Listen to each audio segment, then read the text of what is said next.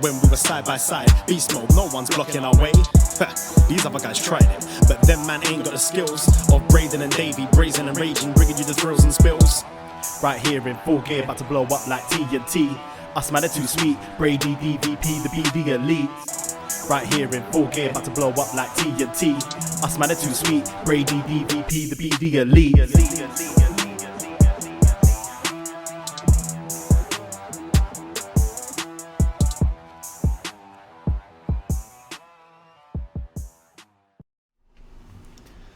Hello. Hello, hello, hello. Braden Harrington here with Davey Portman for BDElite. We are live on Twitch. .tv/UpNext podcast. Hello, Twitch room. How are we doing? It's brunch with the BDE. We're hanging out. It's a Thursday. Yeah.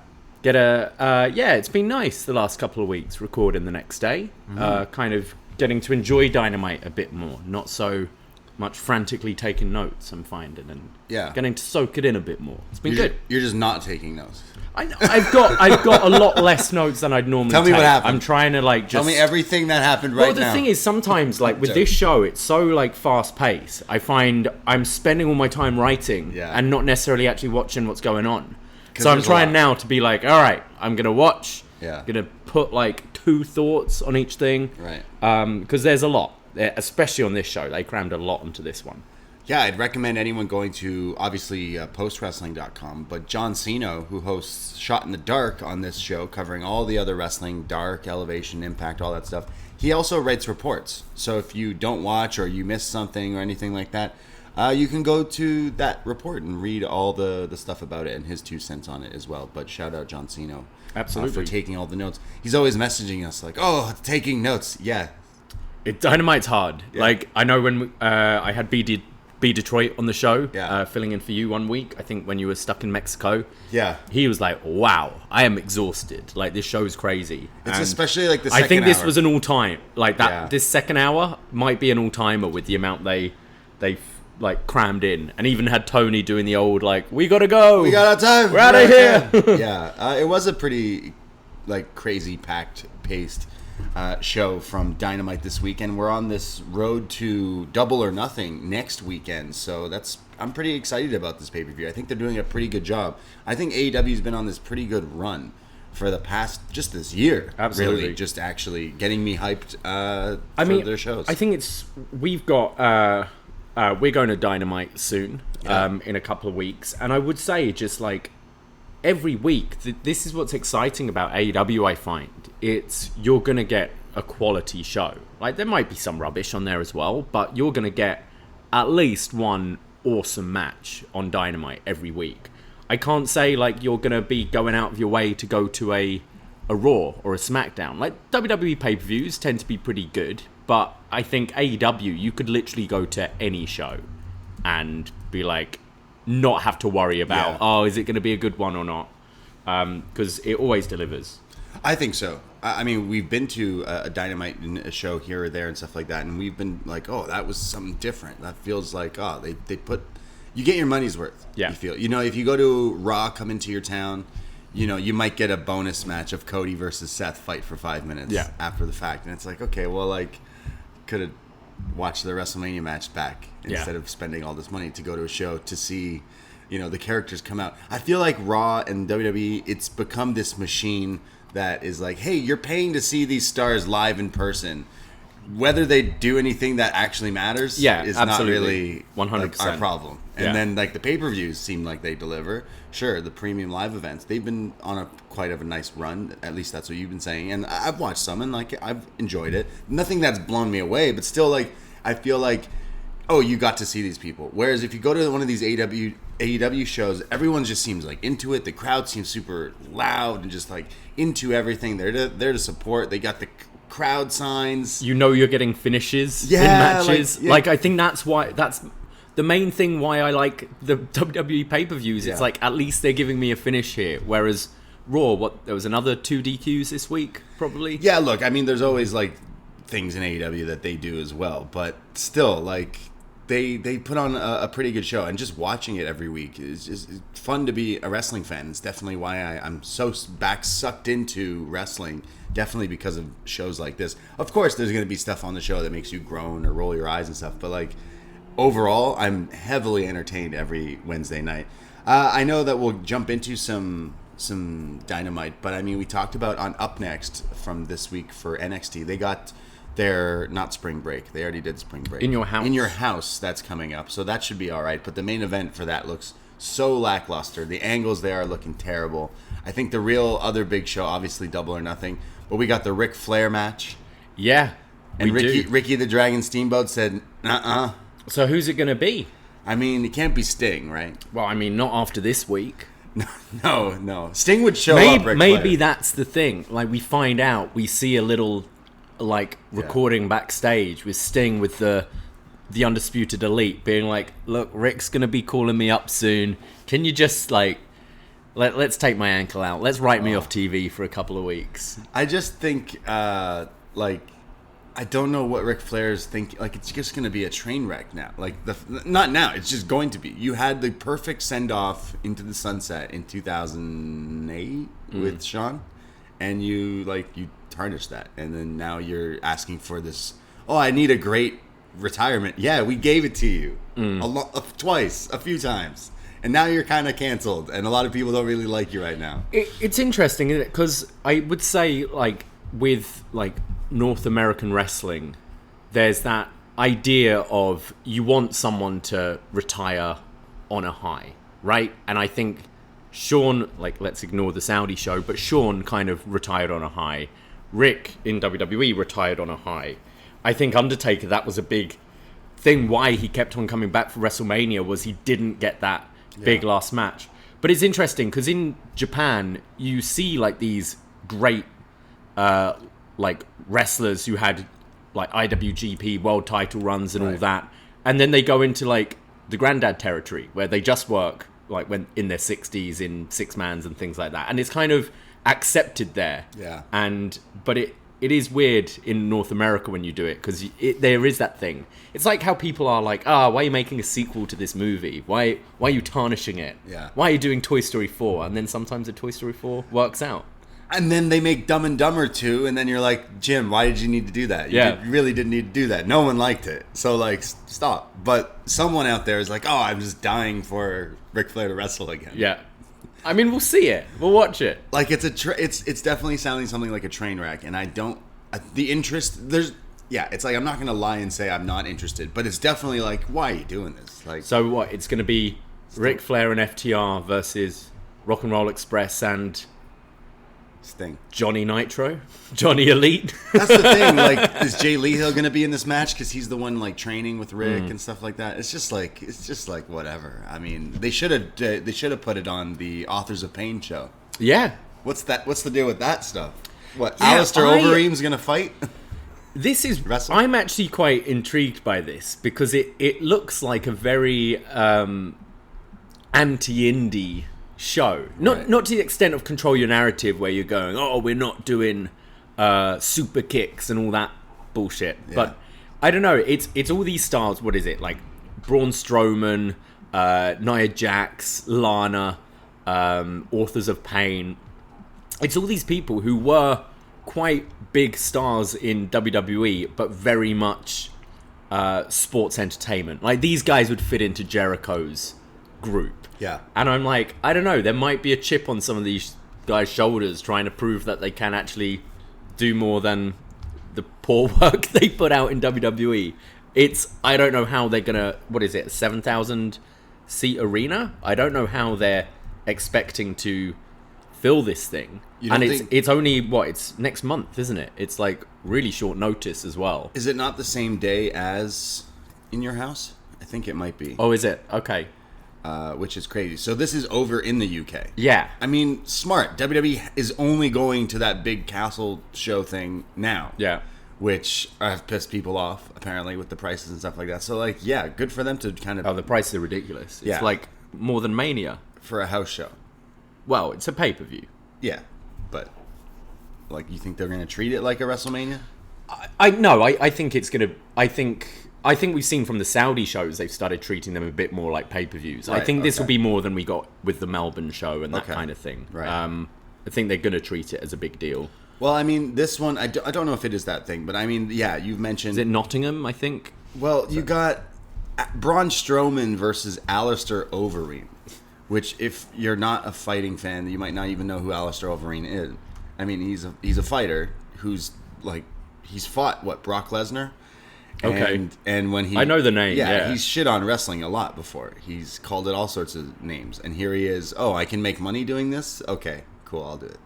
It's like, all right. Cool. Yeah, your way. I'm not interested in that whatsoever. Braun Strowman can go kick rocks for all I care. Like the whole control your narrative stuff. Yeah. Like get out of here, buddy. No one cares. So Authors of Pain versus Blake and Macklin, the former Forgotten Sons. I mean, that's a dream match. You know what? Steve Macklin has been putting on some really good stuff. Macklin, in Impact. He's been pretty good. He was sorry. Who are these guys? So you had Blake from Blake and Murphy. Murphy's old tag partner, right? With Steve Macklin, who was with him in Forgotten Sons with the fucking racist dude, right? Oh yeah, he's still spouting off shit. Yeah, he just did today. Oh really? Something on this show actually. He sucks.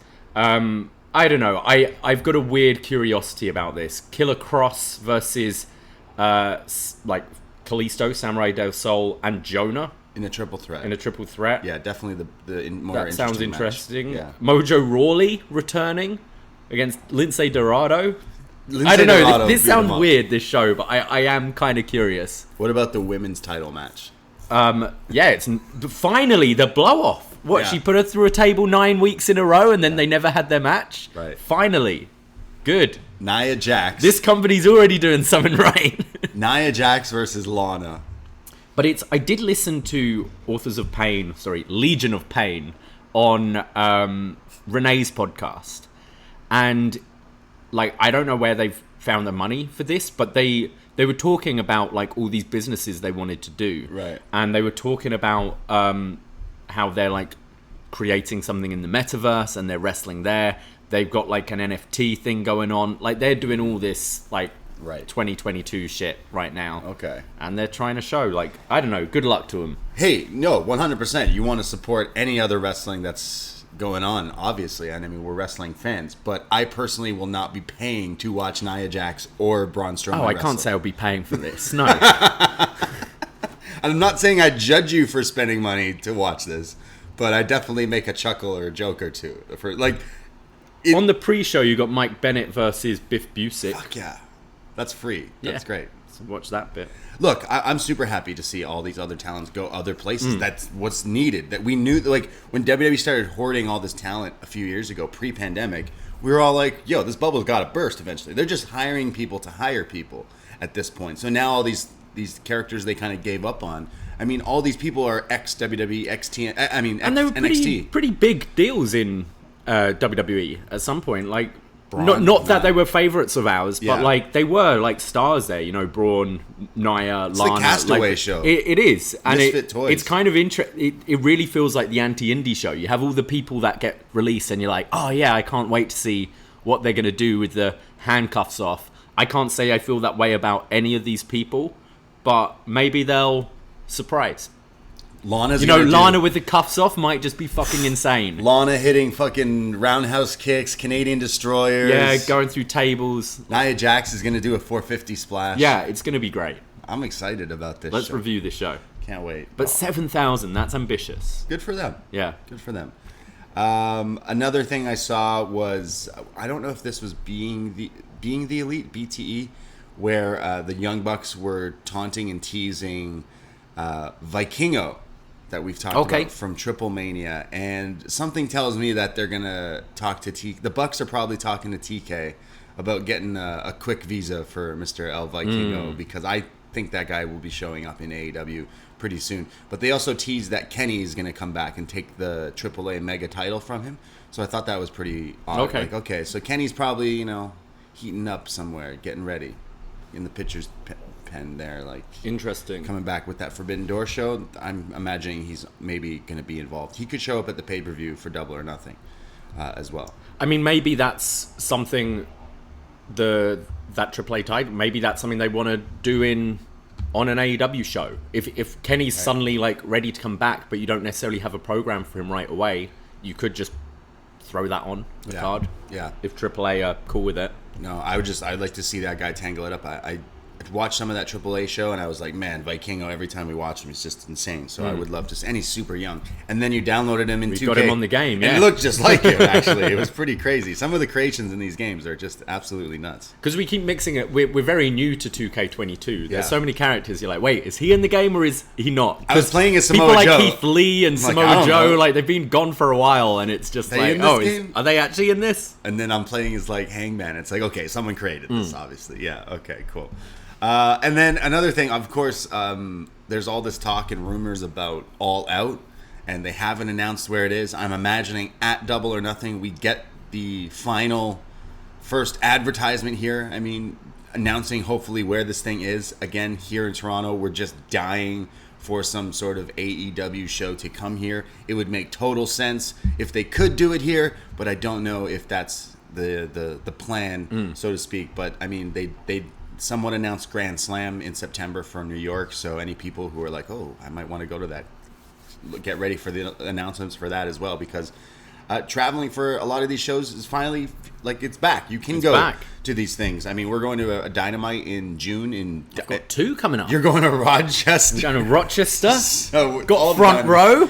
It's just ridiculous. So, I mean, there's going to be all sorts of shows, and I think Toronto's just starving for it here. So I wouldn't be surprised if like Scotiabank maybe isn't allowed, the ACC here isn't allowed to work with AEW, but somehow, some way, I think AEW will make its way here. But I'm waiting for that announcement, because if it is, book your flights to Toronto, guys. Let's go. Party time. Yeah. All out. Absolutely. Or whenever they're here. Yeah, just come. Just come out. We have a couch. It's nice. Yeah. So it'll be all right. We're trying to get one of our friends, Eric Marcotte, to come up for Double or Nothing. I know. He's ducking us. He's ducking us. He's scared. Yeah. Just like that. Brandon from New Jersey as well, always ducking us. Yeah. Well, he's a bitch. He is. Yeah. But Eric, come on, Double or Nothing. What say you? Well, we can jump into some Dynamite. I will let people know that we have a bunch of other podcasts out this week. Of course, we have all the best match ever. We did an Owen Hart match in honor of his birthday in the Owen Hart tournament, so go check out all the best of Owen. We did a best of the Steiner brothers. We did a best of Shawn Michaels, best of Razor Ramon. We have so many podcasts out. We have the retro NXT reviews, which is pretty much just watching the current stars of AEW. Yeah. In 2013, so that's pretty Dynamite awesome. developmental, pretty much, yeah. Yeah. It's also, today, actually, is the 25th anniversary of Slamboree 1997 from WCW. So I'll be uploading that podcast out on the Patreon later today. That's we talked all about the NWO versus Team WCW. Ric Flair versus the NWO in a multi-man match with some football players. I'm not quite sure why, but hey, it was all right. Cross promotion. Ultimo Dragon versus William Regal was on that card as well, which was awesome. Just like Kyle versus Phoenix, really.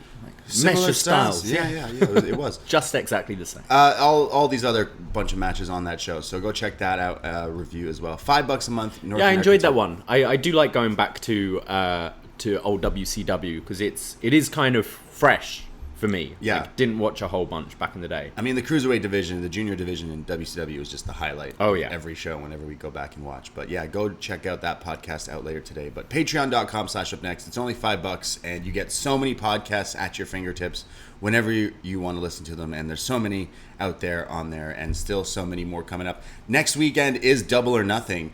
We're going to be watching it Sunday, but I don't know. You have to work Monday during the day, so we might be doing some sort of review on the Monday, probably before Raw, around like 6:30 or something like that. So stay updated for that, just because of work stuff. We want to go and do our review of it, but we know a lot of people go live afterwards. We were going to have some friends over, enjoy the pay-per-view. So these are normally quite long shows as well. They're going to end at like midnight, so it's like... I feel we'll be better reviewing it the next day. We've had time to think about it all. We'll get all the news coming out of it we can talk about. Yeah. So probably, Monday evening... imagining around like 6:30, 7 p.m. Yeah, we'll go live probably on Twitch and put it up on the free feed as well. But we will be back with BDElite and stuff as well next week. But yeah, so many different podcasts. Follow our socials and join our Facebook group if you haven't already, because we have so much stuff going on. And Dynamite from May 18th, from last night, from Texas. They just love going Houston. to Texas. Yeah. I mean, to be fair, Texas is huge. Is it? Yeah. I heard it's pretty big. Everything's bigger in Texas. Yeah, even Texas. But yeah, they're in Texas a lot. Yeah, Houston, we have a problem. It's Wildcard Wednesday. It is. Wildcard. Although, like, who is it going to be? Two jokers, two surprises on this week's show. There's going to be a joker in the men's tournament, which starts off this show. Samoa Joe, the Ring of Honor TV champion. There's a TV champion. TV champion. He is in a match in the Owen tournament, and he will be facing the Joker. His music hits. We don't know it yet. Tony Khan has said that the Jokers are now signed to AEW. Okay. So whoever comes out tonight is new to the roster. Music we're unfamiliar with hits. The Titantron flashes. Johnny Elite. Yeah, sorry. Not the Johnny I was looking for, actually. Johnny Hennigan. John Elite. Johnny Morrison. Johnny Nitro. Yeah. Johnny, whatever you want to call him, comes out. Let down, really, I think. Johnny let down? Yeah, I mean... my Johnny. I like John Morrison, Johnny Mundo, Johnny Nitro. Like, he's good. But I think when you're announcing... Like, this was built for a few weeks, this Joker. It wasn't like it was just thrown out during the week. It's been a few weeks. I think we know all the people that are on the free agent market right now. We know there's a Johnny Gargano kicking around. We know there's a Cesaro kicking around. You know that, like, Miro's been out of action for a while and should be coming back. I think it puts the talent in a bad position as well. It's like I feel bad for Johnny, like, because everyone's like, man, it's... The crowd were still alive for him. They were, like, respectful for it. Yeah, they were. But I got to say I was disappointed, and it kind of, like, took me out of the match a little bit as well. Look, I'm not going to rub dirt on John Morrison, because there's been times I've absolutely loved him. I loved his Jim Morrison promos in ECW WWE. I don't know why, but I do. I love some of his work. I think if you announce this, it would have worked better. I think so. I think if last week you just, like we've had in the past, when they've just randomly thrown up a graphic, when they've been, and next week we've got Minoru Suzuki versus Samoa Joe, and you go, sorry, what? I think if you did that, I think if you just went, hey, next week we got John Morrison versus Samoa Joe in a first round match, I think everyone would have been, oh, that's cool. Awesome. Yeah. Johnny Mundo signed. Johnny Elite. Johnny Elite. Terrible name. But I mean, that's his gimmick. He does that everywhere he...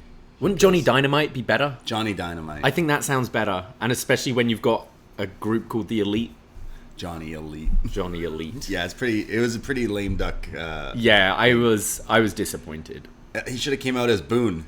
What is it? Boone the dog bounty. What is it? Didn't he dress up as like a character? A bounty hunter character or something? It was weird. Yeah. I don't know. Isn't that Leo Kruger? Yeah. So Johnny Elite is here. And again, I think this would have been... I think a lot of people... Maybe it's just us being the smart wrestling fans being like, well, it could be Cesaro. It could be this. We're putting this into the air, like, but saying I think this. when Tony's delivered stuff like, you know, Daniel Bryan, Adam Cole, like, those kind of surprises... Yeah. Samoa Joe signing with them, I think it is a little bit of a okay. I think you should have announced it. I don't think I think it got overhyped, and sure, like I mean, and I don't think I'm alone. Like, looking at Twitter and stuff, I think a lot of people are like, man, like, I like Johnny, but Chris in the Twitch chat saying, are you talking about Dog the Bounty Hunter? Yes, I do love Dog the Bounty Hunter. Definite guilty pleasure of mine. However, Johnny Mundo did this like movie where he was Boone the Bounty Hunter or something like that, and then was it Impact or WWE where he like dressed up like that character and acted like that character for a while? Right. I'm not crazy. I can't say I've watched all of his career. I feel like it was in the recent years. I feel like it was. I just think of Dripstick. Dripstick, yeah, he didn't. And I didn't really watch him in TNA. I'm trying to think of when that was. I'm not crazy, I swear, but yeah, Boone the Bounty Hunter or something like that. Really weird. Well, Johnny Elite is going up against Samoa Joe in this Owen Hart tournament. We get some pretty cool moves from Johnny here, showcasing his ability. I mean, some of the stuff he can do is nuts. Some handsprings into a huge clothesline. He gets Joe on the outside and does this crazy twisting inverted spiral corkscrew thing and kind of misses Joe. Yeah. So, I mean, not really Great start here for The flips Johnny were Elite. nice, but yeah, it didn't really do a whole lot. Boone the Bounty Hunter. I was right. Thank you, Knocked Out, in the Twitch chat. So there's Johnny Elite in control here, even though he kind of missed Joe with that corkscrew. I bet his butt was hurting. It was kind of like the cannonball from Brutus on NXT. Oh, boy. In the ring, Johnny runs into Joe, catching him in the corner and slams him down with the Uranagi, then the back senton. Johnny goes up for the 450 splash and kind of hits it. It was not the prettiest 450. However, Joe kicks out of that. Eventually, Joe messes him up, puts him in the corner, hits the muscle buster, and 1, 2, 3. Samoa Joe advances in the Owen tournament. This was okay. It didn't do a whole lot for me, to be honest. I think I was a little taken out of it the first couple of minutes, just because it was sort of it's John Morrison, and then you go on Twitter and see all the jokes. Yeah. Kind of. Yeah. And then the match itself, felt to me kind of like just something you'd see on Raw. It was. Again, I think it was fine. You could have serviced yourselves better here if you just announced this match. And I think also as soon as John Morrison came out, I think when people were going, oh, what if it's Cesaro? You then go, oh, well, who do you put over? Does Cesaro go over Joe? I think as soon as Johnny Elite came out, you're like, all right, so Joe's beating this guy. Yeah, the dripstick. Yeah. So Joe, right afterwards, is attacked by Satnam Singh, Sanjay Dutt, and Jay Lethal, and they're putting the boots to Joe when he is saved by Trent, Rocky, and Chucky for the save here. But yeah, I'm assuming we get Joe versus Satnam Singh or something at the pay-per-view? I don't know. So we've got, Joe versus Kyle next week? What? Isn't that the bracket? Okay. That's ridiculous. And the winner will go on to the final. Yeah. So I mean, they've been building this Satnam Singh thing, but are you really going to Kyle versus Cole at the pay-per-view? Interesting. Which would be, quite interesting. No, I wouldn't put Kyle in that match. I think Samoa Joe wins. So this whole Jay Lethal thing isn't building to the pay-per-view? This Jay Lethal thing sucks. That doesn't Maybe make I've got my brackets wrong, but I think you're right. Just having a look here. Yeah, Samoa Joe's going to face Kyle O'Reilly next week, and Adam Cole is already in the final. So you're either getting Cole versus Joe, which would be interesting because that had been teased quite a bit in NXT. Yeah, it was. When Samoa Joe was kind of assistant to the general manager. Yeah. Or you do Kyle versus Cole, where obviously we've got a lot of history from those two in Ring of Honor and NXT. But is that a little soon? We've had those matches within the last year in a different company.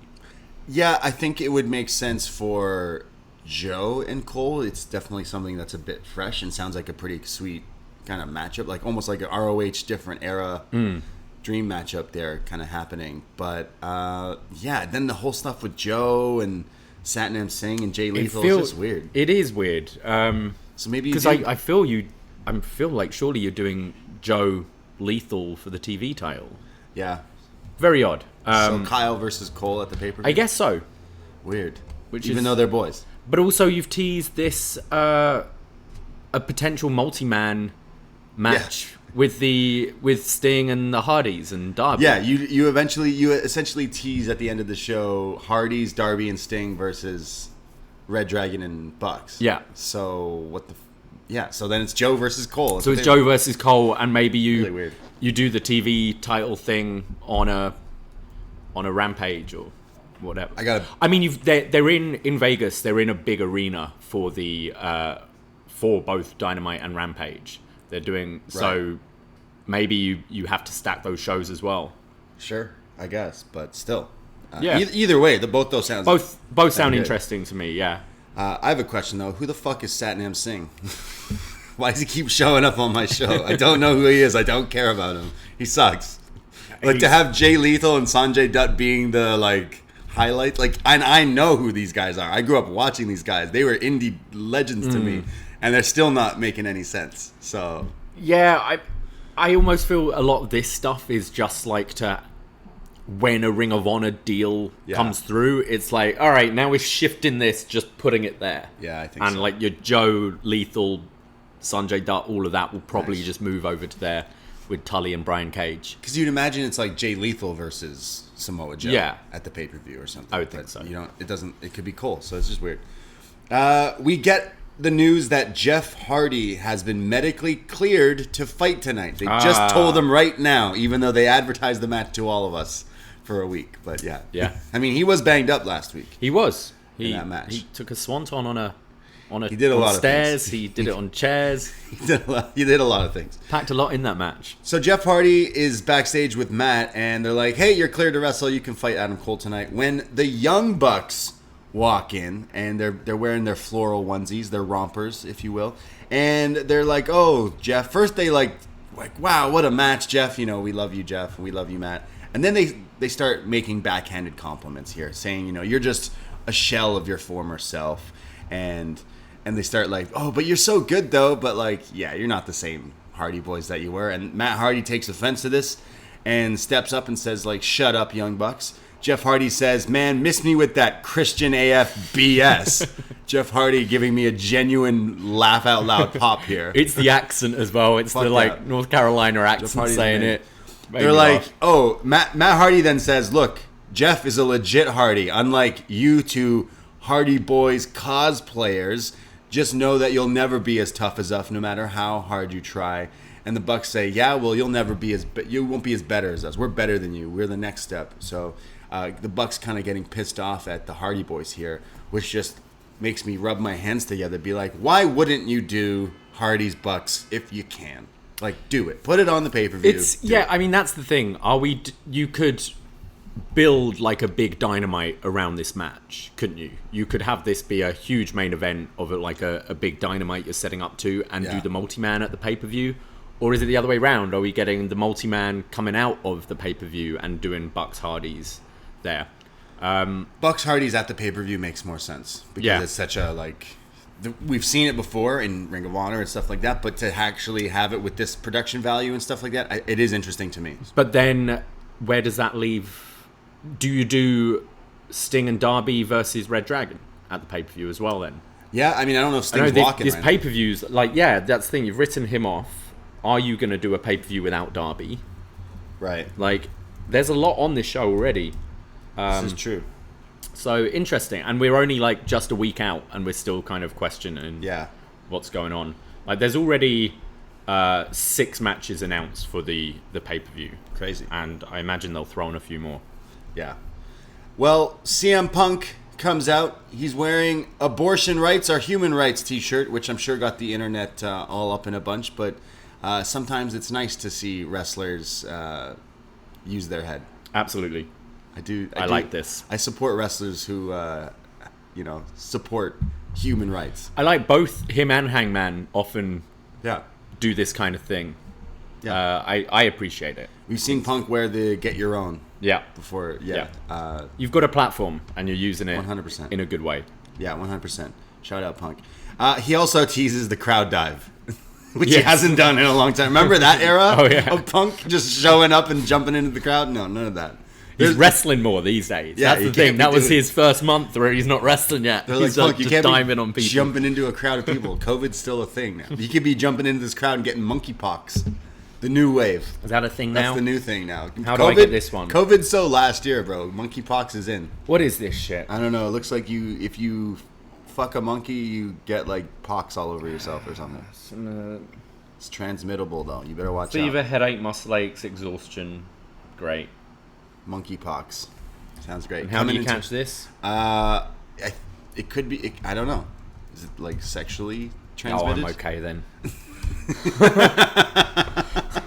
There has been cases found in Canada today. Awesome. Better watch out. Things just keep getting better, don't they? Don't go jumping into random crowds. Okay. All right. CM Punk joins the commentary desk because he is going to be on commentary for this next match.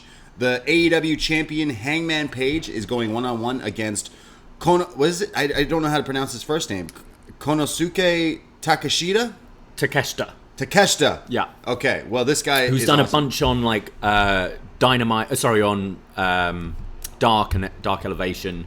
I think he had that match against Brandon Cutler that people were kind of talking about quite a bit. Okay, yeah. I mean, shot in the dark, John Cena. He's been telling us like this guy's awesome, and from some of the stuff we have seen him, we're like, okay, cool. It's from DDT. Yeah, he is from DDT here, and now he's in the U.S. Well, Takeshita is going up against Hangman Page, and there is some explosive action back and forth here. There's a huge crossbody to the outside, like super high angle here, which was awesome. Hangman comes back with a backbreaker on the apron. Back in the ring, trading blows. There's the blue thunder bomb from Takeshita, and CM Punk is like, "Oh, I know the guy who invented that move, El Generico." And Excalibur and him start talking about, who's Excalibur? Like, where's Excalibur? Is that guy still around? No. Is he dead? No. He's just El Generico. Yeah, El Generico. What did I say? Excalibur.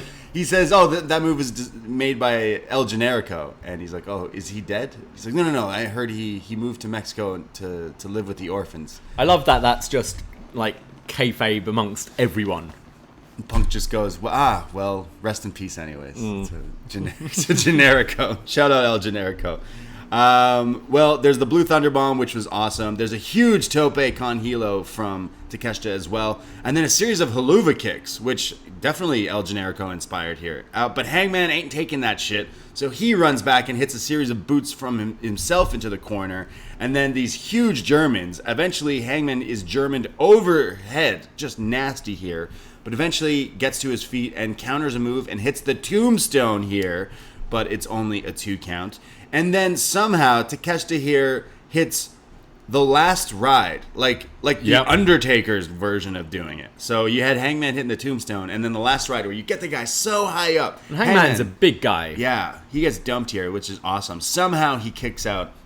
There's a series of knee strikes, Germans. Eventually Hangman teases the buckshot. It's missed, but eventually hits it, finally taking him out. But then while he's staggering, Hangman puts him up on the shoulders, looks over at commentary. CM Punk smiles because he knows what he's doing. And Hangman hits the go-to sleep. 1, 2, 3. This looked awesome. The sell here. It looked like he legit went to sleep. Hangman wins the match in a very impressive match. I mean, welcome to America, Takeshita here, because this was a breakout moment. Oh, 100%. Like, in losing here, he got over huge. Like, he really impressed me. He did a lariat off the turnbuckle, like Kabashi would do. To stand heads. Yeah. Looked awesome. Just really, I think both these styles worked really well because both guys they're pretty quick, but they've got some size with them, and like their lariats, their clothesline, all like that kind of stuff. The big boots, I thought they meshed really well together. I think I am leaning towards wanting Hangman to win against Punk because I feel his matches have been excellent as champion. But I do think the way he's kind of been positioned on TV, he doesn't feel like the guy in this company, and I think he should. I think he's had the best title matches of any AEW champion, and just little TV matches like this, just building up quite a resume this year of good quality. And I think he's finally got that little edge going into this Punk feud, and beating a top guy like Punk could solidify him and make him the guy. I liked as well Punk kind of saying about the GTS and how he popularized it and all that. There's been a bit of back and forth between him and Kenta angling for a match and Punk being like, nah. So I don't know if this is like deliberate, like Punk trolling, or is this a little tease towards Forbidden Door, perhaps Punk Kenta. Right. Yeah, I don't really have interest in that match. I know people are like, oh, we got to see eventually, sure. But for this Forbidden Door thing, I don't know if that would be the direction. I would have Hangman win. I've decided. I want Hangman to win and Forbidden Door Punk Okada without the AEW title involved. But I don't know. See, I think it could be Punk Kenta and Hangman Okada. Yeah, I mean, that would be pretty... And I think that's how, if you want to position this guy as the guy, you should have him be against the champion. Right. But then how do you book that when it's champion v champion? Yeah. Hopefully this is a yearly tradition, so it's not just a one-off where you're going to have to burn through all those dream matches away. Like, we can get a couple of them. I love this match. I think any combination on this show, unless we're getting six-mans or stuff like that, which I don't think we will. Yeah. I think any combination is going to be great. But I thought this was a fucking good match. Yeah, one of the best TV matches for sure. Hangman definitely solidifying himself. It continues to. His matches always hit for me. But this kid that we're not familiar with, Takeshita here, he's amazing. So I can't wait to see more of him. It would make me watch some of his matches on Dark and stuff like that. Like, he was very impressive. So someone to watch for sure. We do get a stare down with Punk and Hangman. And Punk's doing the, like, cheer me. And then it's like, oh, see, they like me more than you. He's being cheeky. Yeah. Like, I like how he wasn't, like, shitting on Paige during commentary. He was, like, putting him over as a good guy. But he's like, hey, this is a match, so I'm going to try and piss you off. Yeah. I like it. And then Hangman eventually walks off because he was getting less cheers than CM Punk, which will probably happen at Double or Nothing. So Hangman better get ready for those. But I'm super hyped for this match. They've done a great job. They did a great job last week. I think next week you need something physical. I don't know who does what to who, but I think Punk could be hitting Hangman with the GTS, like to kind of, because they're both baby faces, but they're both being a little mean to each other. Could have them tag. No. Do that classic thing. No, please don't do that. Yeah, no. We go to Fuego del Sol. Remember him? Yeah. Yeah. His tag team partner left to go to WWE. He did, yeah. So Fuego needs a new partner. He does. And I mean, Evil Uno. Sammy's ditched him as well. Yeah, Sammy's ditched him for his love. So Evil Uno also lost a tag team partner recently. So why not put them together? Yeah. Fuego del Sol and the Dark Order are joining forces to face the House of Black on Rampage. And then the way they end the promo is doing the numbers. So it's like, it's 1, which is Evil Uno, right? Because he's Uno. And then 10 is Preston Vance. And then they point at Fuego being 2. So he could be the new player 2. That's what they kind of signaled. Sorry, he's taking Grayson's number? Yeah, that's what it sounded like. I don't like that. Yeah. So I heard them on, it was either AEW or Renee Paquette or whatever, and they were saying about the numbers, and they made it sound like once you've got this number, you've got it for life. They've reserved... Not Stu Grayson. They've reserved 6 for X-Pac. Okay. They said, because they were explaining the numbers, and they skipped 6, and they're like, well, that's if X-Pac ever comes, like, we need to give him number 6. So Stu's lost his number? That's what I'd say you'd hang up 2 in the rafters. Look, I just watched this show, and that's what I got out of this promo. I didn't read this anywhere. That's what I assumed from them doing 1, 2, 10. Damn. So it's like, okay. Poor Stu. So Fuego's going to start wearing purple? Yeah. He's going to hang out in the... He should just take the mask off and shave his head and be Stu Grayson. Just dress like him. Fuego's good, but he's no Stu Grayson. Be fake Stu Grayson. Where's Stu Grayson going to land? I don't know. I found that an interesting... Yeah, he's great. Non-signing. I think he's awesome. And I think Dark Order are a pretty popular act. It's felt weird the last couple of months, how they've sort of dropped them, especially with the Hangman connection. Like, it felt very loose, the connection with him and John Silver last week. Really weird. We go to Swerve and Keith Lee, the team of them. Swerve Lee, what are they calling themselves? Swerve to the limit? No limit? Swerve limit. Swerve something. Well, they're going up against the Workhorsemen, meaning it's JD Drake with his nice frosted silvery hair from the Wingmen. And I always forget his partner. Anthony Henry, yeah, that's right. These two, every time they announce these two, I'm like, yes, this will be the night that they finally get to show their super great wrestling ability, and then they're just jobbing out. Yeah, I mean, these guys are enhancement talent. They're your like AEW Dark kind of guys. Yeah. But we've seen them. We've seen them in indies and stuff, and know how good they are. So it's. But you see who they're up against, and you're like, you're going to die, unfortunately. They get little to some offense in on Swerve, but eventually Lee comes in with the shoulder cross to JD, and then it sets up for their sweet finishing move, which I think they're calling the Spirit Bomb. That's what I would call it, this like stomp Spirit Bomb thing. The Spirit Bomb is already what he... That's what he already calls it, but this is with like the cave-in double stomp. So the Spirit Stomp. Spirit Stomp? Yeah, I mean, this move looks great. Anthony Henry has tweeted, that sucked. Yeah, it looks awesome. It looks so good. So Lee and Swerve win the match here when there was a bit on commentary where Excalibur messed something up and like JR's like, oh, it's okay, you said the wrong thing. Don't worry, the internet will forgive you. Not me though. So JR's been seeing what you've been saying about him, everybody, on the internet. Yeah. The internet he's not going to let that go. That's still a bit of like WWE in JR. JR is wiping his tears with the new contract money he's signed to AEW. Oh, I forgot to say during the Punk on commentary when Excalibur brings up that Takeshita fought Tenryu, he was like, he fought Tenryu? That's so cool. It's like any other time, like we're watching Slamboree from '97. This guy fought Tenryu. Who? Yeah. And even JR would kind of do that at times. Right. So it was just quite nice. He just sounded like a little boy. He fought Tenryu? After this match, Lee and Swerve have the mic, and the crowd is chanting "Bask in his glory." And they say that with this win, it puts us in line for a shot at the tag titles. When they're interrupted by Team Taz, Ricky Starks and Hobbs, with some great ripped jeans and stuff. And they say, Ricky Starks first calls Keith Lee Rex from Toy Story, which I think, is funny because like Rex is giant and big and stuff like that. But really, if you're going to make a Toy Story joke, he's clearly the big bear, is he not? Isn't there a bear in like Toy Story 3 or 4? Yeah. JD Drake looks just like the bear from Toy Story 4. Yeah, true. But Keith Lee too. Latzo, is it? Yeah, Keith Lee looks like Was he too. calling Keith Lee Rex? He called Surely that's Luchasaurus. Yeah, it was a weird thing. I didn't get the line. I assumed it was directed at Luchasaurus, who looks like Rex from Toy Story.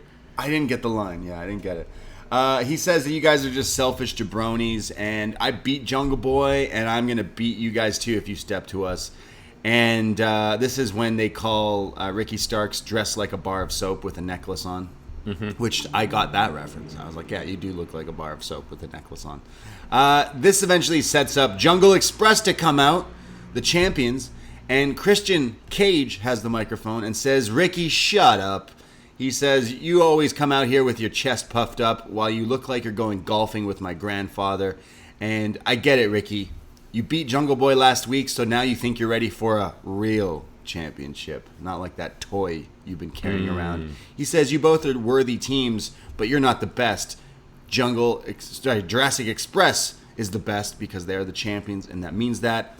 So they say, why don't both these teams face us at Double or Nothing, 3-way triple threat tag for the titles? It was weird though, because Christian said something along the lines of, let's do something unprecedented. Let's do something not done before.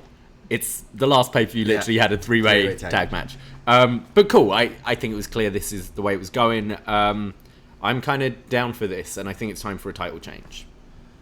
Title change? Yeah, I'm still going to go for Team Taz.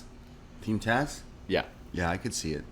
I would be down. Lee and Swerve, though, are pretty sweet as this team, but these two teams should feud. You need, like, Jurassic Express to drop the titles so you can get to this Christian Jungle Boy story. Okay, yeah. So what? They lose the titles and then Christian consoles them after, and then goes for the hug for Jungle Boy, kicks him in the balls.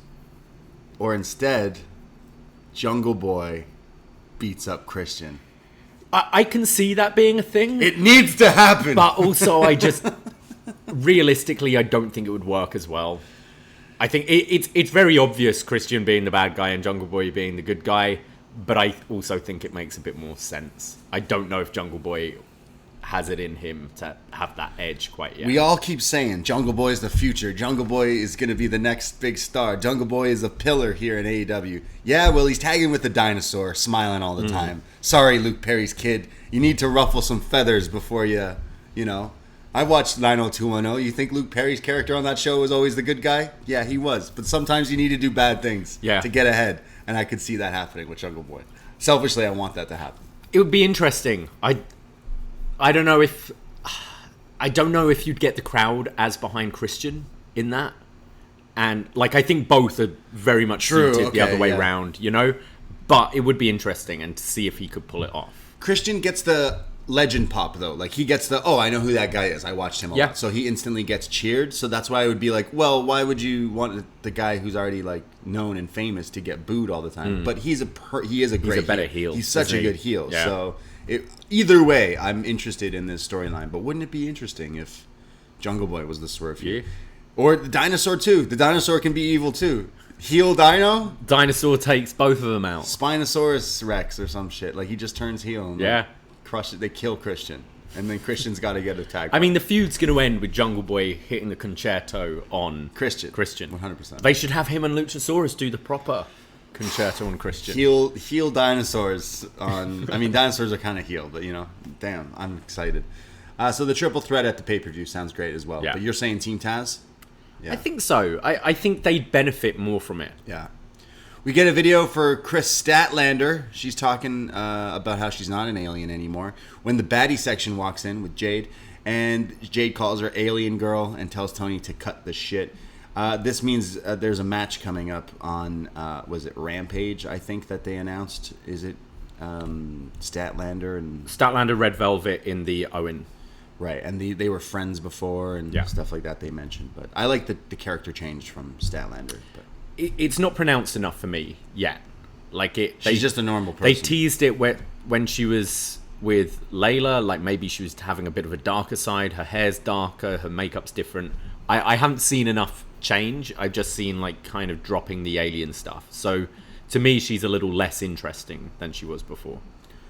Well, we go to MJF, and he comes down to the ring. He says, "Cut my music. It's time for the 10 lashes to Wardlow, his friend, his ex-friend." He says, it was great being in Long Island. I missed Long Island, and now I'm in Hugh. And he starts to pretend that he's throwing up, and then he keeps doing it, keeps doing the fake gagging thing, and then finally goes, I'm in Houston, Texas. Okay, I got it out of the way. I thought that was pretty funny. He then brings out Wardlow and says, if you attack me today, Wardlow, your match, this whole thing is over with, so you just got to take the lashes, and then next week you face Shawn Spears in the cage match and all that stuff. So he tries to get in Wardlow's face by calling him all these things. Wardlow doesn't move. He's handcuffed. He gets the Goldberg entrance again. It's like the grating lifting up. The door. Revealing the garage him door. Topless, handcuffed. What a scene. It's such a great entrance. It's like a movie. Yeah. It's like some futuristic, like, apocalyptic thing, walking with the chains. Jason X coming out, isn't it? Yeah. Weird flex, but yeah, it is. MJF spits in the face of Wardlow to piss him off here and starts giving him these lashes, and Wardlow no-sells them. He's not he's not going to handle these. He just stands there smiling, which is funny because remember when MJF did these to Cody? Yeah, Cody was acting like a little bitch. My back. I liked it though because it was different from Cody. Yeah. I think everything they're doing with Wardlow is perfect, and having him just like stand there, like stoic, absorbing this and not giving anything, I thought was awesome. So he keeps giving a few of these, whipping him with the belt, and he's getting mad that Wardlow is no-selling them. So he continuously whips him like fast. Shawn Spears gets involved and says, hold on, let me hit him a few times. So he does a few, still no-sells, even though the camera showing his back is just messed up from this. Eventually, MJF has one more, and he's teasing like it's going to be the biggest lash there is right here. And instead just kicks him in the balls. And then it's a beat down from Shawn Spears and MJF here attacking him, saying, you won't make it to the pay-per-view next week. Shawn Spears in the cage match. But I like this segment. I love this. MJF is always just absolute gold on the mic. Wardlow, I think they're doing everything right with him. I thought this was great. So next week is the cage match. Yes. Which should be pretty cool. Yeah. He made it through the lashings.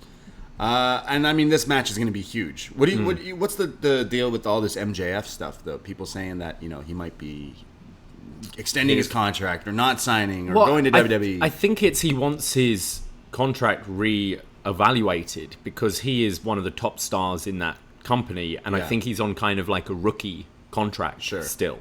So obviously he signed through to 2024. But I kind of think rightfully so. If you're getting like kind of rookie money, MJF's in like your top He's five main eventer guys, pay-per-view, right? Yeah. He's a main eventer now. So I kind of see it from his point of view, and I kind of I think it's rubbing people up the wrong way how he's going about it, but it's MJF. It's very him. It's very kayfabe. So it's interesting. I think he knows. I think, especially seeing Cody go across, I think he knows he'd be a big deal if he went to WWE in 2024. He would be a huge star, a bigger star than he ever will be in AEW, just because you're WWE, you get shown everywhere, exposed way more. Yeah, you will become like a bigger household name, being the biggest heel in wrestling, just because you already are the biggest heel. You just kind of, not all these wrestling fans necessarily watch AEW. Not as many people watch this show. I genuinely think if he were to jump, it would hit, it would connect as being. And I kind of think they do the Cody thing where they keep him the same pretty character, much as 100%. He is. Yeah, they could even use the music. Yeah, it's royalty free. I do think that if he ever jumped to WWE, it would make me watch, because I would have to see what they do with this guy, to let him see what they do with this character and how they let him portray it on their programming. I just think he would be over as the biggest bad guy in like wrestling again, because he has done it for me. He's one of the reasons I love watching this show all the time. He's such a good bad guy. I genuinely think that when everyone thought the Cody stuff was a work, and even Cody was like, I don't know if it was a work or not, I was still like, hoping to do something with WWE, and it worked out. Yeah, I think that inspired MJF to go, I can make that a storyline. And I think we see just in the business how little leverage the performers have. Sure. We see people signing 3-5-year contracts with WWE and then being cut after 4 months, but when they ask for their release, not being granted it and stuff like that. So I'm kind of for the talent, like trying to, if they do have that leverage, use it and try and get as much money as you can out of these billionaires. He is a big star of this show, of AEW. He has main evented many Dynamites. He has main evented a pay-per-view before. Like, he is a big draw, I think, for this company, and I would hope that he stays, because I think he will be the champion very soon, whether next year, this year, whatever. But I would, as a fan, just love to see him stay here, because he will be the guy. He already is one of the guys here. If you said top 5 guys, he's up in this upper echelon of the stars here. He is the pillar. Like, the 4 pillars, he's way above the other 3. I think so. At the moment. Like, he's already, like, shown. And he's still so young, which is crazy. But the Punk MJF storyline made me go, wow, this guy is everything you need in wrestling. So I think he's great. But this is coming from me, someone who hates Monday Night Raw and WWE and all that stuff. How smart would it be if he were to jump over there? Oh, absolutely. He'd be the biggest heel ever, just like Cody. Yeah. So, I think it's great. Wrestling will flourish. Shout out MJF. We go to Roppongi Vice backstage. Yeah, that's right. Trent and Rocky, and no Chucky. They say that they've wanted to do something that's eluded them, and that's the ROH tag titles. Hell, even the IWGP tag titles. So they challenge FTR to a match for the ROH tag titles and say, come on, accept our challenge. Brett would. Is this Double or Nothing? I think this is next week. Because what are FTR going to do otherwise at Double or Nothing? Oh, yeah. It does feel like a Dynamite match more so, but then, you're right. FTR are on such a hot streak, it feels a little odd to have them left off of the pay-per-view. Yeah, true. What would you do for the pay-per-view? What other teams is there for the... I guess just do this. At the pay-per-view? Yeah. Yeah, you could put it on the opener. Yeah. I'm sure it'd be a good match. Like, me too, honestly, yeah. It does seem a bit out of nowhere, but you've got to get FTR on there somehow, so why not? Trent did a Ask Me Anything on Twitter last night. Yeah. So I asked him, I was like, you're full-time Roppongi Vice. What about Chucky? And I guess a load of people asked him the same thing, because he said best friends are full-time as well. Wow. So he's full-time, 2 jobs right now. Yeah, best friends are forever. Yeah, exactly. I mean, he was out there earlier with them chasing off someone else, so you can have 2. I'm sure it'll be a really good match as well. Like, obviously Trent and Rocky aren't really that high up in priority in AEW, but they're great wrestlers, and I think a match against FTR could be really fun. Actually, the match sounds really good. Yeah. And it hasn't happened before, so that's even cooler. We go to our next match, which is the Owen Hart Tournament semifinal. And this is, semifinal? Quarterfinal.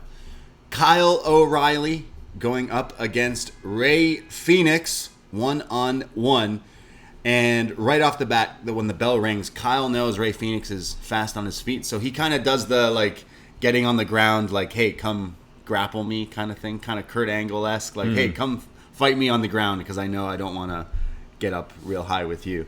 And hey, Kyle O'Reilly, of course, technical wizard, really. But Rey Fenix as well, doing a lot of crazy counters to escape a lot of the technical wrestling ability from Kyle here. Eventually, Kyle is sent to the outside, and Rey Fenix just runs through the ropes with this tope, like con hilo, but a suicide dive version of it. So, like, crazy fast, just insane. In the ring, though, Kyle puts him in a sleeper. He's trying to get him there. There's picture-in-picture where Kyle is just messing him up. There's a series of kicks and strikes and chokeholds and all sorts of stuff. When we come back, Rey Fenix eventually gets out of it. There's a crazy like pump kick. There's some crazy running the ropes Pele kick. Like ran the ropes and just like thrust kicked Kyle in the face. I don't know how he does this stuff. There's a crazy torture rack bomb from Phoenix for a near fall. Another crazy Rana. Kyle comes back. There's this crazy butterfly suplex hat trick combo that we've seen him do. There's these lariats in the ropes. You know, like Rey Fenix does one of his spinning in the ropes, lunatic lariats, when Kyle has one of those moves too. So they're like doing it onto each other here, which is crazy. There's a half and half suplex. There's some crazy chops. Part of Kyle O'Reilly's chest looked like absolute dog food here. Yeah. Just cut up in purple and everything. There's a series where they're both kicking the shit out of each other and both doing kip-ups and counters.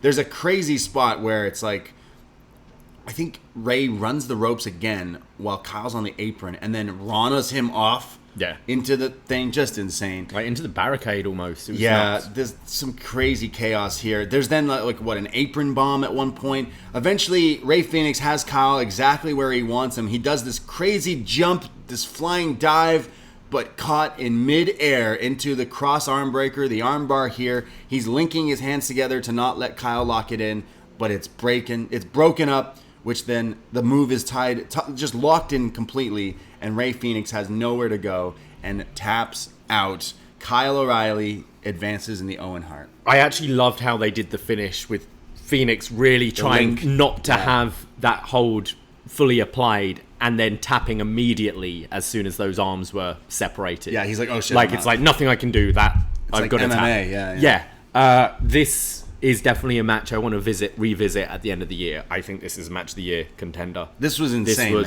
man. I loved the Hangman match from earlier in the night, but this eclipsed it for me. Just such a great clash of styles. That the high flying with Kyle just doing all his technical stuff, and Kyle's always great. I think this, like, he really showed everyone exactly what he's capable of as a single star. This was really very good. Yeah, this is one of my favorite matches this year for sure. I just talking about it now. I'm like, do I watch this again later today? Because I think I might have to. There was just so many back and forth counters and combos and little intricate things that look like nothing but are like so crazy that are happening. How Kyle catches these submissions from all these like high flying leaps was awesome. I'm super happy to see Kyle in a singles match first of all, and then kill it. Like, Rey Fenix, of course, has just become this guy. I can't wait to see Rey Fenix become AEW champion at some point. Like, just because the guy is just on another level. Nuts. He's insane. I would go so far to say this is one of the best matches I've seen this year. Yeah, me sure. too. Full stop. Like, I would give it all the stars just because the styles here were just crazy. Both of these guys were just on top of it. One of my favorite matches this year for sure. I can't say enough good things about it. Rey Fenix is not human at all. And it makes me interested to see, would you go with Kyle versus Cole at the pay-per-view? Like that, it seems like it would be a cool match, but I don't know if that's... I don't know. Yeah, I don't know. There's a lot of moving parts. Yeah, but holy shit, this match, I can't wait to watch it back because it was absolutely bonkers. One of the best Dynamite matches, full stop, in my opinion. We go to William Regal, Jericho, face-off. They're going to talk some shit. They are. We get Danielson, we get Moxley, we get them in the ring with Eddie Kingston and Proud and Powerful and William Regal. When the Jericho Appreciation Society come out on the entrance ramp, Jericho says, "Oh, Regal, my old friend, I thought you'd be dead by now." to some huge boos from the crowd here. Should be noted, Jake Hager is borrowing some of the Young Bucks here. Look great. Did our Jake. We get Jericho talking a lot of shit to William Regal. He says, Regal, you were just like me. You're really good. You could have been a champ anywhere you've been. But instead, you were never a champ. You were just a class act addict. More boos from the crowd. You've been fired everywhere. And look at you. Now you're hanging around with proteges. Santana and Ortiz, they had me before. They don't need you. You're going to just make them worse. They're like the leftovers. And then he mentions Eddie Kingston's wife. Give me a call. I don't know why that's such a big thing. And his daughter and stuff. His daughter, I hope you're taking care of your baby girl. He says, and then you have Bryan Danielson, who's just a squeaky clean nerd. You've never had a drink or drug in your life. And then you start hanging around William Regal and Jon Moxley. You're going to be sticking disco biscuits down your throat and drinking, whiskey and all the time. You join Mox. You'll be joining the program with Moxley in a heartbeat. Damn. Which gets a lot more boos. Definitely a hard-hitting line from Jericho there. And the crowd starts booing him and says, what, you're going to boo me? Don't boo me, or I'll throw a fireball in your face, 'cause I'm the wizard. Ridiculous. So stupid. I could see a lot of people getting mad about some of the stuff Jericho said, but that's what pro wrestling is. He's a bad guy, and bad guys say bad things. Yeah, it's great. Why wouldn't you? You should be an asshole. Yeah, and 100%. As long as the people involved are cool with it, I'm fine. I'm fine with it. Jericho then ends with, hey, Regal, maybe I'll just take a piss in your tea again. Yeah. Which we said last week. Very funny from Jericho here. Definitely getting the crowd turned against him, which is, again, his job. So I'm not mad at them ever bringing in things like Moxley. I'm sure they cleared it with him. Look, this is a blood feud between these two gangs. Gangs. Gang. It should be like this. It should be nasty. Yeah. So I was kind of all for Jericho's promo here. Not so much on the Regal bit, but we'll get into that. Well, William Regal says, hey, shut up. Your whiny voice is worse than a burning orphanage. He said the only thing worse than that is a burning orphanage. And then a lot of people were like, yo, Regal, what what are you talking about? Talk about burning orphanages, William Regal. Regal says, you've hit some truths, though. And he says, I was this, and I got out of it. I was in dark places, but I somehow got out of it, and, you're using this against me. But just to let you know, Jericho, says Regal, every time I was ever on a show with you, whenever I'd tour with you, we toured a lot, whenever you'd be out having your match, I would go backstage, I would go into your bag, and I would find your toothbrush, and I would rub it up my backside and put it back. Yeah, how do you top Kyle versus Phoenix? You have Regal say he used to stick people's toothbrush up his bum. Yeah. That's exactly what we got here. So the Jericho Daniel Garcia's like, hey, shut up. What are you talking about? Don't be talking about Chris Jericho. And Regal says, oh, don't worry, I did it to your toothbrush last week as well. So, yeah, I was a little like, Regal, I think you could have came harder. It was too, you've just had a guy say, you're an addict who should be dead by now, and Mox has fallen into the same traps you have, and Brian's going to be doing the same. I'm going to fuck your wife, and your daughter's going to be all alone. And he's going, I used to stick your toothbrush up my bum. Yeah, it's a little weird. It was soft, yeah. And didn't fit the intensity of what Jericho brought. Yeah, this was more the sports entertainment line, to be honest. It was a little backwards. I think William Regal could have said some way more nastier shit. It's William Regal. We've heard him say some shit. Yeah. It's Moxley. You could have heard Moxley say it. Even Danielson. It was just like when your friends are having like a diss battle or a rap battle and like your friend bombs, but you're like, yeah, you got him. Don't worry, you got him. Yeah. You were killing it. It's like, it wasn't that. It's Yeah. like when your friend invites you, hey, I'm doing a stand-up show, and like you go see their stand-up show, but they fucking suck, but you have to laugh at their jokes because they're looking at you. Different context, it would have worked better, I think. Yeah. But in WWE, this would have been the biggest fun. Oh, yeah. People would have toothbrushes up your bum. I swear this is from a movie too. There's a movie where he's like, well, I used to stick your toothbrush up your bum or whatever. Yeah. Something like that. Of all the things to to say. Yeah. That's what they landed on. I just think it didn't land as good. However, this next bit did. Jericho says, we're the sports entertainers, and we want to settle this. So there's a way we can settle this, Jericho says. In a match I made with Jake Hager, we made it famous, one of the best matches ever. So this year, we're going to challenge you at Double or Nothing to a Stadium Stampede match. When Moxley has a mic and says, no, hold on. Miss me with that shit. I don't want to do that stupid shit, he says. I don't want to be sucked into your sports entertainment vortex. We're not doing that. We're not doing that stupid match. We need a bigger match. We need violence. We need blood. We need pro wrestling versus sports entertainment. We need pro wrestling versus that stupid bullshit. Jericho says, oh, you want more violence? Okay, we'll give you more violence. How about an eye for an eye? You like that? Remember that? That was an eye for an eye match that was actually good. Another shot at WWE. He then says, let's fight, bitch. So they're going to set up a match that's not Stadium Stampede. But I was expecting the easy way with William Regal standing right there for Moxley to go, we need blood. We need violence. We need blood and guts. Yeah, it really felt like that's what they were setting up to, but you do need the 2 rings for that.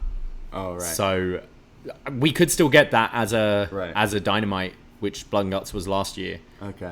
But no, it did feel like all the pieces were laid out for that. Yeah. And then, like, the Eddie Kingston is like, oh yeah, because Jericho also mentions like, oh, you guys hate each other. You guys all talk shit about each other, and now you're on the same team. Like, what's the deal with that? Eddie ends with like, I think that's why he brought up the eye for an eye, because that was Santana and Mox who are now on the same team. So Eddie's like, hey, I'm tired of this. Come in the ring and fight, bitch. Like, stop. Just fight. Just come fight. And then that's when Danielson shoves him, and then they're shoving each other, and you're like, okay, what's going on? There's some some problems with this team. Tension. And then Tony Schiavone's like, oh, we got to cut to Matt Sydal backstage in a taped video being like, whoa, those guys are fighting, huh? Yeah. Whoa. Looking like Winona Ryder at that award show. Whoa. What? They're fighting in the ring? Clearly taped before. It did sound very taped. It was, this could have been cut from the show. Like, they were rushing this last hour. Sorry, there was 2 so much. Huge stars are getting in each other's faces, and we got to cut to Matt. We got to go to Evan Bourne. He's got something to say. Yeah. No one gives a fuck. Yeah, let it breathe. It was very, very abrupt. Going back to, even if you had Tony go, well, like, problems are happening there. All right, hey, we have this next announcement because it's setting up like a match, right? It's them going, we got to go to Matt Sydal. No, we don't ever have to do that, actually. Why are we doing that? No, don't do that. Yeah, it was weird. Very weird. I don't even remember what they said. Matt Sydal is like, Dante, are you seeing this? This is crazy. They're fighting. Yeah, okay. Yeah, they've got a match on Rampage or something. I don't know. Yeah, ridiculous. Yeah, I didn't really pay attention to what they said because, it was, you need to let the moment breathe a little. Yeah. No, let's get Matt Sydal. I assume they've got a match coming up. Rampage. Yeah, I think a Rampage thing. It's probably like Team Taz, or is it probably Jericho's people? I don't know. I don't really care. I'm not even going to look it up. No, I'll try and find out what was going on here. I just like him. There was a few that this last half hour, a lot went over my head because it was just like, what's going on?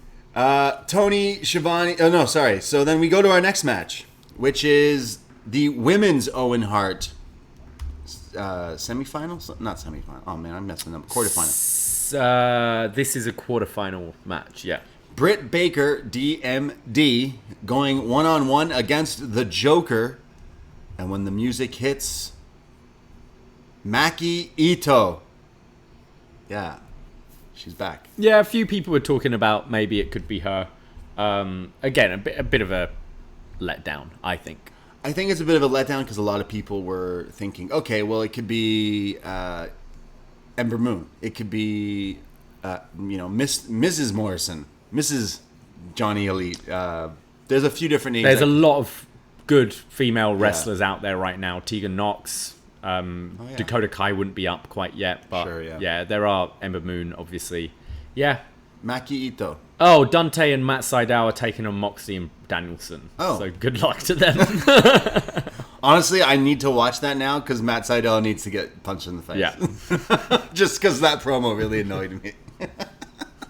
Wow, they're fighting? Oh my god. Yeah, you need to bleed, Matt Sydal. Maki Ito is the Joker going up against Britt Baker. But I mean, if you are a casual wrestling fan, or maybe you thought you were tuning into TBS to watch more reruns of Big Bang Theory, and instead you tune in to see Maki Ito coming out singing her karaoke entrance, you would be in for a shock. I do love the entrance. Yeah. It is a great entrance. She's got a sign on her microphone that says Kawaii, because that's what she is. And she's singing all her theme song here, and she comes into the ring, and Britt's kind of smiling and laughing. And then the bell rings, and nothing's happening. And Britt looks at Maki and says, so we're going to do what we planned. You're going to lay down. I'm going to get the 1, 2, 3. And then we'll go have a few beers after. And Maki's like, yeah. Because these two have tagged before. Yeah, they're friends. They were. Revolution last year. That's right. They were in a tag together. So Maki's like, yeah, all right. So she lays down. Britt goes for the finish. But it's a trick. And Ito gets a small package on Britt Baker. 1, 2. Should have been 3. Yeah, I'd have been happy with this just being the finish. Well, Britt gets out of it, and she's a little pissed off that Ito would try to do that to her. So then starts putting the boots to her. And there's a lot of Ito like walking around and crying. Yeah, she eats a forearm and is like, ow, that really hurt. Lots of crying, yeah. There's a pretty cool, crazy-looking DDT from Maki here for a near fall. She keeps going for this standing, stalling, dropping headbutt thing. Eventually, it does connect on Britt for a near fall. It doesn't look like it would hurt that much, but still looks like a funny move. She does do a big headbutt, though, where she grabs the head and butts you, yeah. It's like she's got this crazy, powerful head. Eventually, Britt counters a series of her moves and locks in the lock jaw, and Maki taps out. I kind of felt the same way about this as I did about Joe and Morrison. Little bit of disappointment going in. Match wasn't bad, but also wasn't really great. I do enjoy the entrance, but can't say I really thought a great deal about it. Yeah, I kind of like Maki Ito just because obviously her look, the character is, she sings and all this stuff. It's great. I love that. The wrestling was something that didn't really connect whenever I did watch her, even before AEW, but she looked a lot better in the ring here, but still not quite like a full-on match that I was kind of hoping that we maybe would get. But I still didn't hate this whatsoever, but I could see a lot of people just being like, oh, it wasn't Athena, it wasn't Ember Moon. Oh, well, then like you set yourself up for, you could, again, when if the whole show is branded like Wildcard Wednesday, you're expecting something kind of big. This is someone who has wrestled in AEW before, is a comedy act, and same with John Morrison. Just both disappointing, I think. Jokers, yeah. It's like Jared Leto, disappointing Joker. Yeah, it's true. That's what we got tonight. 2 Jared Letos, yeah. I mean, he was in 2 different movies playing the Joker. I think he was in a few. He's in Suicide Squad. Suicide Squad and Justice League Snyder, right? There you go. Yeah, good for him. We get Tony Schiavone. He's definitely not a Joker. He's in the ring. And, I didn't mention Tony Storm coming out. Yeah, just for a stare down. So that's probably the final. Yeah. And was it someone in one of our chats who let me know that Tony Storm's theme is clearly a rip of Barracuda by Heart? Okay. And then when you listen to it, it's legit almost the exact same song. Ooh, Barracuda. Great song. So, sorry, it's Britt versus Tony next week in the semi. Right. Sweet. And then you've got Ruby against the winner of... Red Velvet's against Statlander in first round now. Right. So winner of Ruby and whoever wins out of that match. I would think Ruby versus Red, and Ruby goes over. Yeah. So Ruby Britt final or a Tony Ruby final? Tony Ruby. Tony Ruby? Tony Britt probably is what they would do. No, Tony Britt are next week. Sorry, Britt Ruby. Yeah. Yeah, I think so. Grand Slam rematch. Exactly. Tony Schiavone's in the ring. He says next week is going to be the 3-year anniversary of AEW, which I'm like, wait, didn't they start in like September or something? No, that was Dynamite, but Okay. AEW started with Double or Nothing. Right, So okay. it's 3-year anniversary, Double or Nothing. He starts to cry.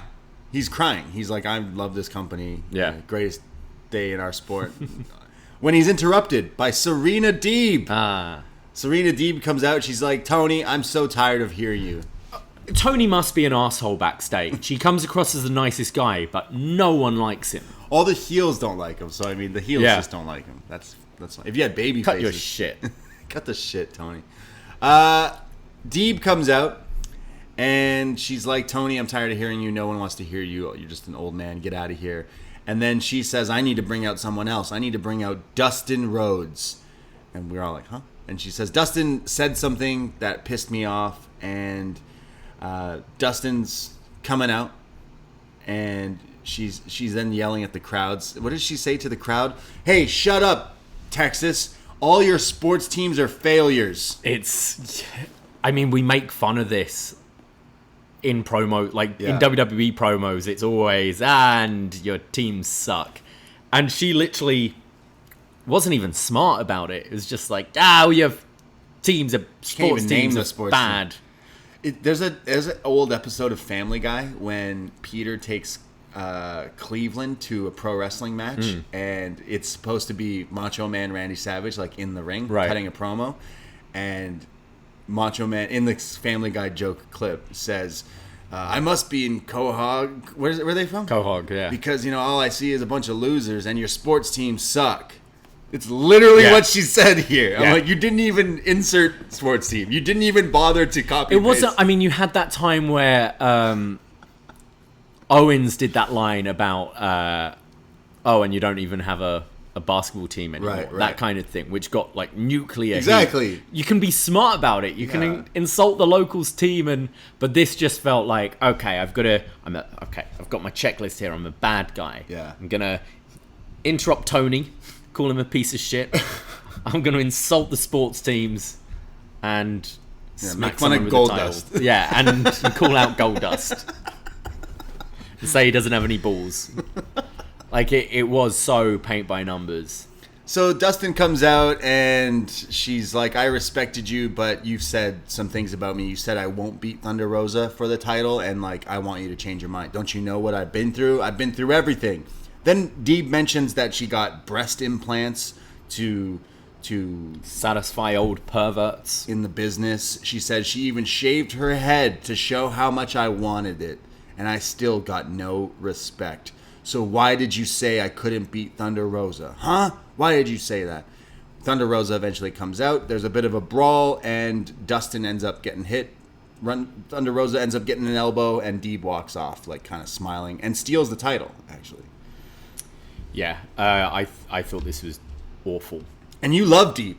I think Deeb's a great wrestler. Yeah. I think this match could be really good. I think it reminded me of, hey, keep Team Taz out of your mouth. I'm like, wait, sorry, why are we feuding with Goldust right now? So what? Dustin trained Rosa. Yeah. Is that's Texas, the connection there? Yeah. And they're getting Dustin out in front of Texas. Sure.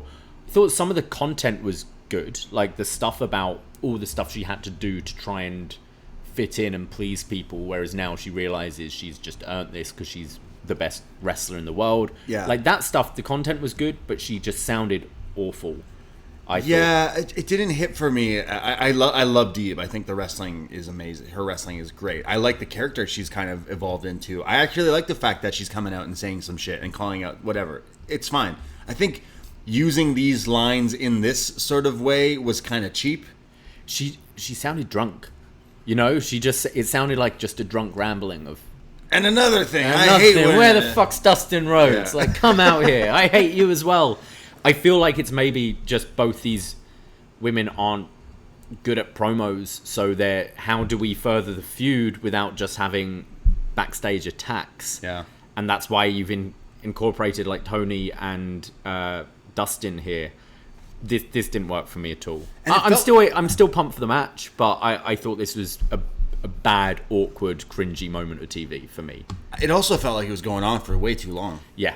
It felt like it was going on forever. And you've got a main event still to come. She should have just invited Dustin out. He should have came out right away. She should have said what she needed to say, slap him. Thunder comes out, and she runs away.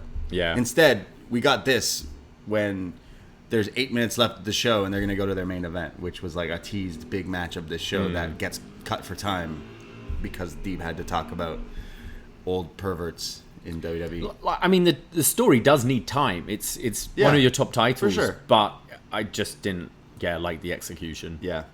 Clearly, she's talking about her time in WWE. Yes. Oh, yeah, 100%. Like, she could... I think both her and Rosa could do with a mouthpiece of some sort. Yeah, true. You know, maybe have if Dustin over the weeks had actually been kind of a bit more vocal on TV with Thunder Rosa, like, cool. But it was odd. Dustin. He could join the Dark Order. Be 7. Was that his character? In WCW? Yeah. Yeah, 7. I think they might have reserved that for him. There you go. We go to our main event, Jeff Hardy versus Adam Cole in the Owen Hart tournament. And Jeff Hardy makes his entrance. He throws him up. We learned that he calls this something. It's duking. Duking is when you do the Jeff Hardy dance. Yeah. Does it mean like dukes up, like guns, finger guns? He was talking on on AEW Unrestricted. Yeah. And was saying like, oh, I was so nervous for my debut because I'm like, how do I duke? Like, I got to save my brother Matt. He's getting beat down, but I've got to do the duking. For the it's crowd. My debut. So it's the first time I've ever duked on the run. Because everyone makes fun of that. Yeah. That one where he's like running, like, oh, hey, I gotta save that. It's my favorite. It's my most used GIF ever. Yeah. We went out last night after Dynamite and we went to a karaoke and me and you were just doing the Jeff Hardy to people singing.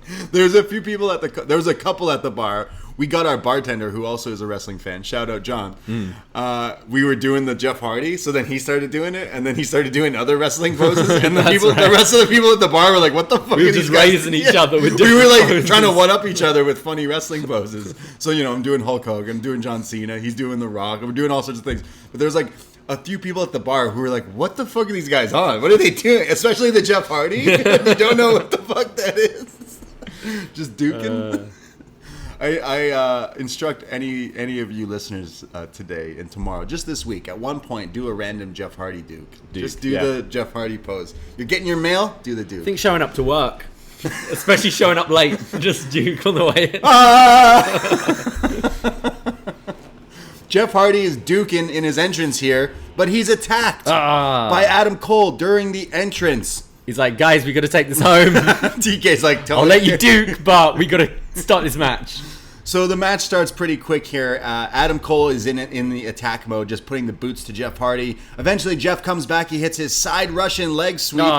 Definitely one of the best side Russian leg sweeps, but it's not enough to keep Cole down. He starts beating down on Jeff again, and he starts toying with him. He's like running the clock. He's like, look, you're beat up from last week. I know that. Like, I don't have to try.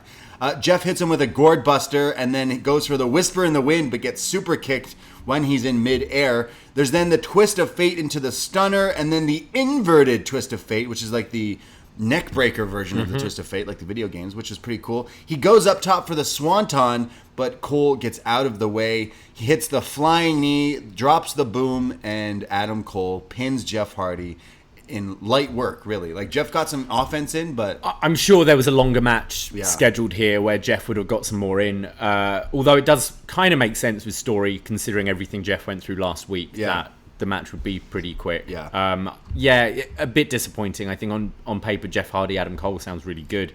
It was just a bit shortchanged here. Yeah, I think we need less Matt Sydal telling me he's wrestling on Rampage, less Deeb talking about her boob implants. Yeah. More structured show needs to, like, there's reports out there of AEW's been frantic and chaotic backstage.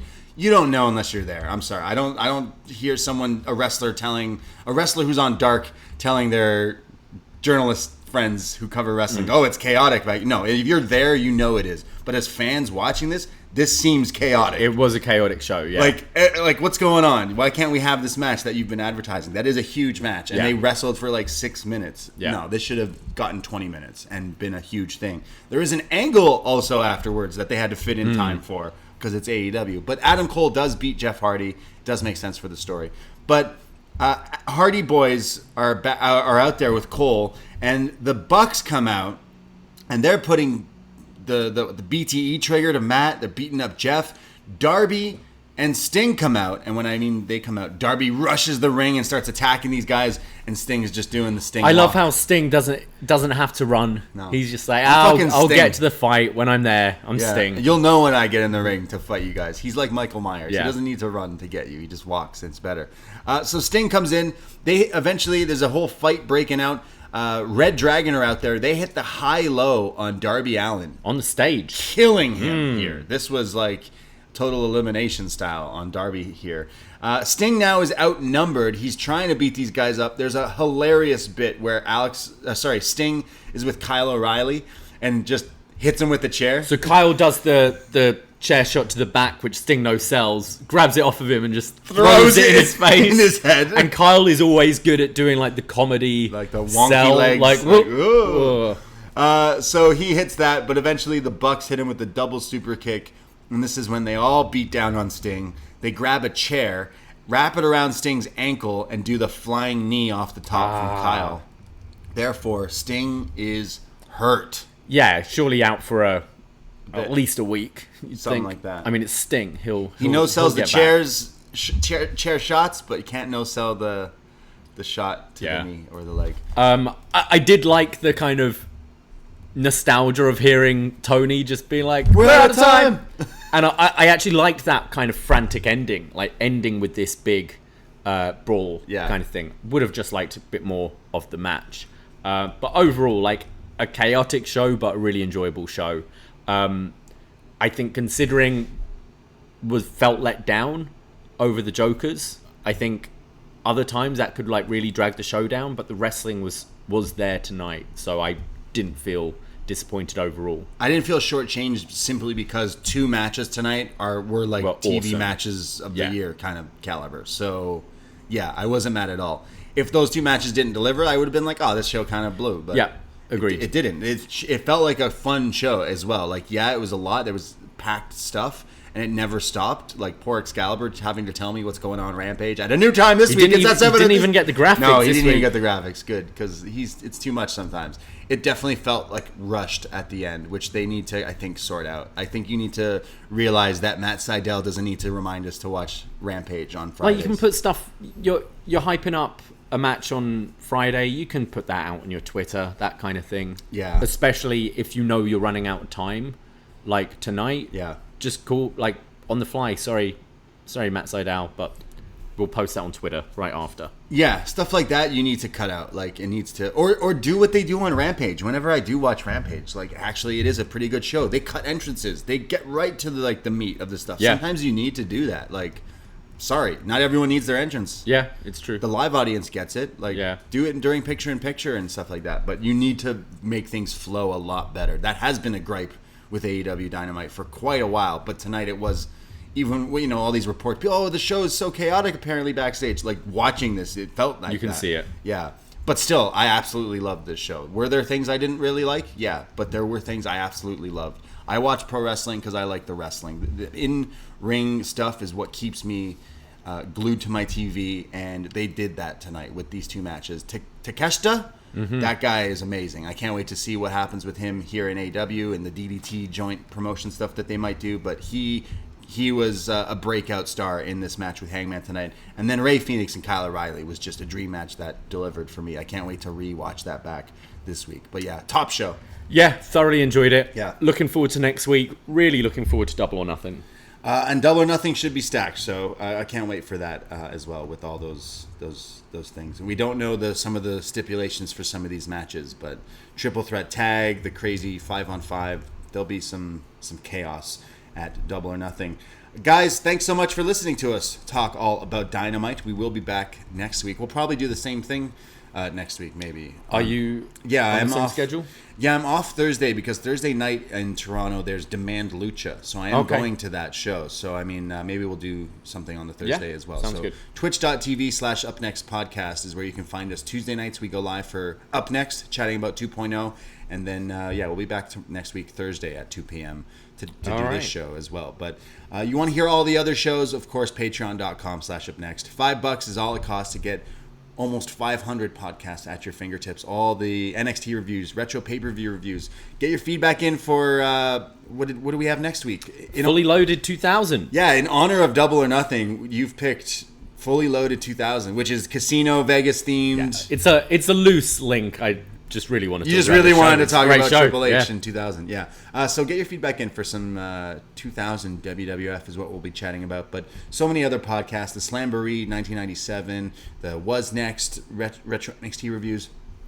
All of the stuff is out there on the Patreon, and we would love for you to check it out and support us here at the BDE. And that's it. That's all. Join the Facebook group. Join the page, the Twitter, all that stuff. I myself, Braden Harrington. You can find me on Twitter, and I am on Instagram. I'm at the Bray D. And I am at Davey Portman. Take care. Goodbye. Be safe. And shout out Rex from Toy Story. Ahoy!